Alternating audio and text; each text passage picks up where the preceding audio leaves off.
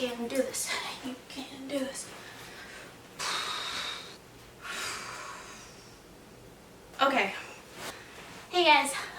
Today I just wanted to talk about slow fashion and what the whole concept entails. I've been on this journey for a couple years now, and it's definitely been very eye-opening. I've learned a lot from it, and I know I just have more to learn, but I think I have enough of a grasp on it to kind of talk what it's about and why I'm so passionate about it. So, what is slow fashion? It is the antithesis of fast fashion. Fast fashion is all about mass consumption. It's about fast consumption. It's about buying things all the time, things that are new, things that tell you that what you have right now isn't good enough, and that the new thing that's on the market is the best thing on the market, and you should be getting it because you don't have it. And slow fashion is the complete opposite. It's about slowing down and looking at what you have already in your closet and saying, no, I'm good. What I have is perfectly fine. I don't need anything at the moment. I'm good. And that's not to say that slow fashion means to never shop. It's about appreciating what we already have in our closets and making it last for as long as possible. Vivienne Westwood, a fashion British designer, I think she said it best. She says, buy less, choose well, make it last. And this is a great thing because in a way, with fast fashion, we really devalued garments for what it is. It took a human, a real human, to go behind a sewing machine to make these garments, and it took time and effort to do that. And by only buying a piece and wearing it once or twice, it really disrespects the work it took to make it. And I'm not saying I'm not guilty of it, because I'm not perfect, but it's about really slowing down and trying to make the most out of every piece that we have currently. And to do that definitely is kind of a rebellious act, because we are built on a system that benefits when we purchase new things, or just purchasing in general. But it's about mindfully thinking about what we want to welcome into our own personal space. And it doesn't mean minimalism if that's not what you want to go for. It's about mindfully purchasing things that you feel like you need, or filling up holes in your closet that you truly think are holes, and not just buying that 5th black t-shirt because you wear black t-shirts all the time. A post that I saw on Instagram by future__dust says, fashion's ideal consumer is stressed, anxious, and permanently attached to a PayPal account. The industry thrives when consumers are never satisfied, when they're always looking for something new. The endless cycle of trends and catwalk shows are part of a system that has been expertly designed to manufacture desire. It's not about what we need, it's about making us want things that we don't need. And it's not just about fulfilling self-interest when we buy things. It's when we mindfully purchase something and consider all the aspects that went into it. For example, how is the garment going to be disposed of later, or how fast are we consuming that is affecting the planet, and where are these garments coming from? And most of the time, it's these companies that outsource their work, where they'll purchase mass orders from factories, and these factory workers will have to work to make these garments at a very low pay. And maybe it's out of our control that these governments don't really regulate how much these workers are being paid or how long they're able to work. But at the end of the day, when we support fast fashion, when we put our dollars in these companies that do this, we are allowing the system to continue, a broken system to continue to work, because if money is already flowing in, then there's no issue at hand and they're just going to continue. Another post that I saw from Fashion Revolution, I'll link their Instagram down below, says over 90% of workers in the global garment industry have no possibility to negotiate their wages or conditions, which is really frustrating. And to be oppressed where you feel like you're powerless in your situation, where you can't ask for better working conditions or a more livable wage, it's really scary.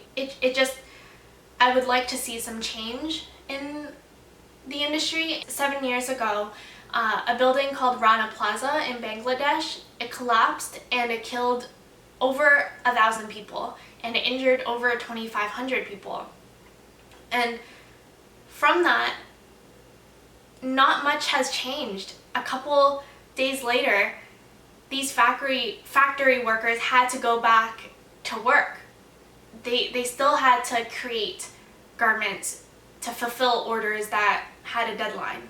And a lot of these workers now, like the survivors, they're severely traumatized. And to think that we are putting money into this kind of thing where factories are not even safe to work in, it's kind of infuriating. So the solution is complicated, but more and more I've been seeing sustainable brands pop up that talk about fair wages and giving fair wages to these garment workers and giving them safe working conditions. Or if it's not about the people, it's about the planet. It's about making sure that the clothes that are made from recycled materials or from a surplus of fabrics, so we're not harming the environment already or more than we should be. Slow fashion doesn't mean that we're 100% sustainable, because no matter what, we're every step of the way about manufacturing garments or using the garment and then throwing it away or donating it, it still has an impact on the planet. So it's not about being 100% zero waste, it's about minimizing it or making an effort, because the same with veganism, it's not all or nothing. And if you try, you already make a difference. I feel like everybody has a part. We're all consumers, so we all have the power to choose where our money goes. And it's not to say that you have to buy things from a sustainable company, and that's definitely a place where you have the money to do so, and with money, that's a privilege. If you don't have the money to spend $100 on a top, you don't have to. You can definitely just go secondhand shopping. And I think there's also like a stigma around it that it's dirty or it's not good, or that like secondhand shopping should be left for the people who already can't afford clothing.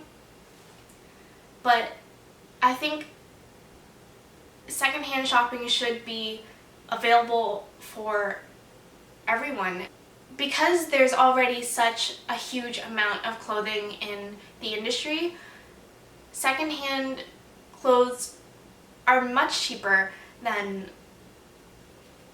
current clothes in the market that you buy from the store brand new.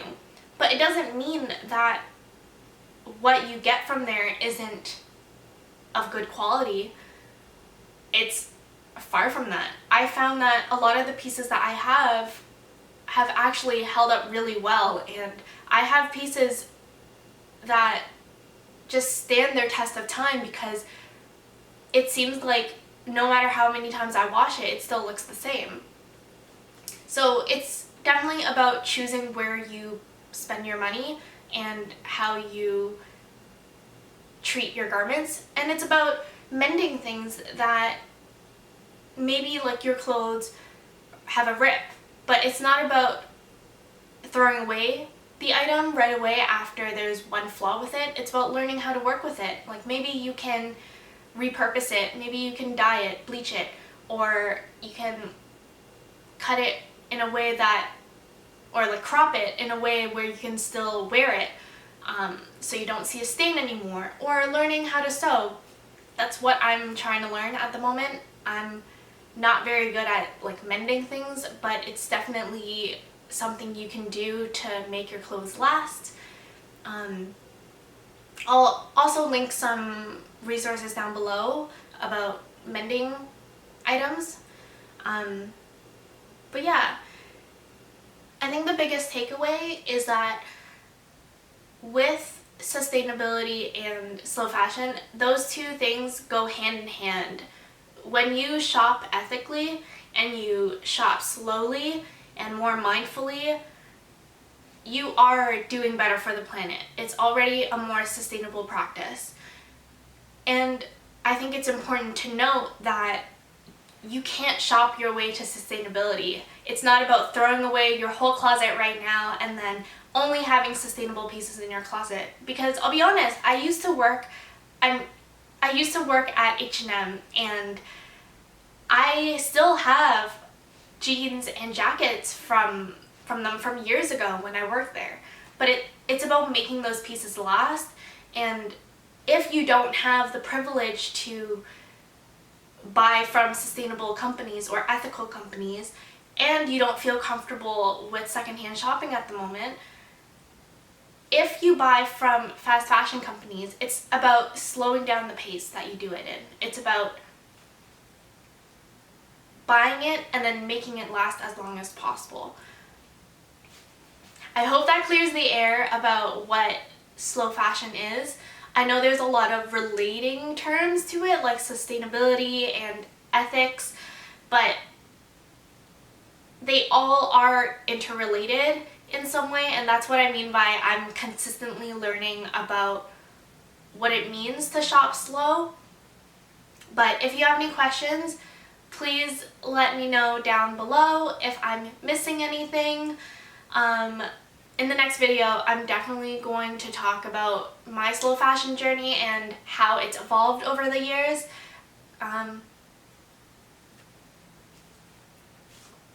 That's all for me for now, and I'll see you in the next one.